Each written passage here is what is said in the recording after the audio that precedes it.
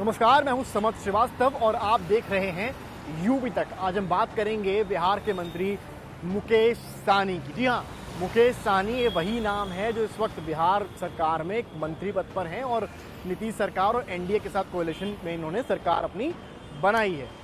बात आज यूपी तक पे इसलिए क्योंकि उत्तर प्रदेश में अब ये यूपी के चुनावी मैदान में कूद पड़े हैं और यहाँ पर अपने हाथ आजमाना चाहते हैं।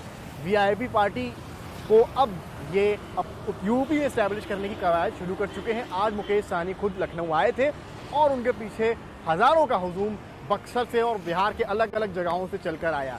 रोड शो भी किया। पार्टी ऑफिस में जिस तरह की भीड़ थी वो बता रही थी कि शायद ये पार्टी छोटे दर की तरह सामने आई और आने वाले वक्त में यूपी चुनाव से पहले इम्पैक्ट डाल सकती है।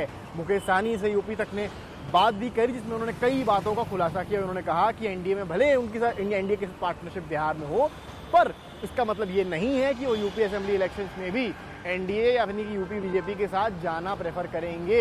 उन्होंने कहा, जब उनसे पूछा गया तो क्या अगर अखिलेश यादव उनको फ़ोन करके बोलते हैं कि भाई हमारे साथ आ जाओ तो आप क्या करेंगे, तो उन्होंने जवाब दिया कि मैं अपने पत्ते अभी नहीं खोलूँगा। यानी कि उन्होंने कहा अभी वो ग्राउंड लेवल पर मेहनत करना चाहते हैं क्योंकि वो निषाद समुदाय से आते हैं। फिशरमैन उनका वोट बैंक है, जैसा कि डॉक्टर निषाद है, तो उनको जो है ग्राउंड लेवल पर स्पेशली ईस्टर्न यूपी को फोकस में लेते हुए चल रहे हैं। मुकेश सहनी से जब संजय निषाद के बारे में पूछा गया तो उन्होंने कहा कि संजय निषाद जैसे नेता चाहे कुछ भी बोलते रहें, पर सच्चाई ये है कि जो एक सीट लेने के लिए अपनी आरक्षण की जो मांग है उसको छोड़ सकते हैं, उन पर निषाद इस बार भरोसा नहीं करेंगे। उनका कहना सिंपल था, क्लियर था कि वो इस बार यूपी में निषादों के फेवर के लिए लड़ने वाले हैं। उनका जो आरक्षण रुका हुआ है उसको वो मनवा के ही मानेंगे। और उन्होंने एक बड़ा दावा और किया। डॉक्टर निषाद ने जब यूपी तक से बात की थी तो कहा था कि वो 120 सीटों पर इम्पैक्ट रखते हैं यूपी इलेक्शंस में। तो वहीं मुकेश सहनी का कहना है, जो खुद भी निषाद कम्युनिटी से आते हैं और मल्ला उनको कहा जाता है, उन्होंने कहा कि वो लगभग 160 सीटों पर इम्पैक्ट रखते हैं यूपी चुनाव में।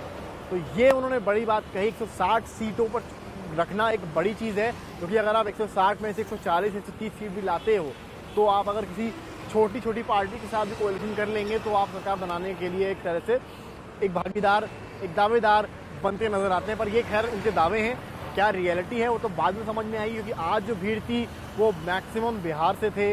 यूपी में क्या इम्पैक्ट होगा, क्या निषाद दोनों निषाद में से किसको चुनेंगे, डॉक्टर निषाद को चुनेंगे या मुकेश सहनी को चुनेंगे, ये भी वक्त बताएगा। पर उन्होंने एक बात एकदम क्लियर कर दी है कि वो इस बार बिल्कुल सोच समझ के कदम रख रहे हैं और बीजेपी के साथ वो अभी कोई उनका नहीं है कि वो बीजेपी के साथ ही जाएंगे, सपा के साथ जाएंगे। उन्होंने इस बारे में अभी कोई भी डिसीजन नहीं लिया है। इससे जुड़ी जो भी अपडेट होगी आपको यूपी तक को देखने को मिलेगी, क्योंकि अब चुनाव जिस तरह से नज़दीक आ रहा है, छोटे छोटे दल जो हैं वो अपना हाथ आजमाना चाहते हैं और दिखाना चाहते हैं कि उत्तर प्रदेश की राजनीति में उनका भी दम है। फिर चाहे वो संजय निषाद की पार्टी हो, चाहे वो सहनी की पार्टी वीआईपी हो, हर कोई अपना दमखम दिखाने आ रहा है। और जैसा कि बड़ी पार्टीज कह रही हैं, यानी भले सपा हो, बसपा हो या भाजपा हो, कि हम छोटे दलों के साथ जाएंगे, तो ये पार्टीज उनके लिए एक जरिया हैं कि मौका देने का। पर एक रोचक बात जो इसमें निकल कर सामने आती है वो ये है कि बीजेपी जो संजय निषाद के साथ बैठक कर चुकी है, जेपी नड्डा से लेकर अमित शाह मिल चुके हैं,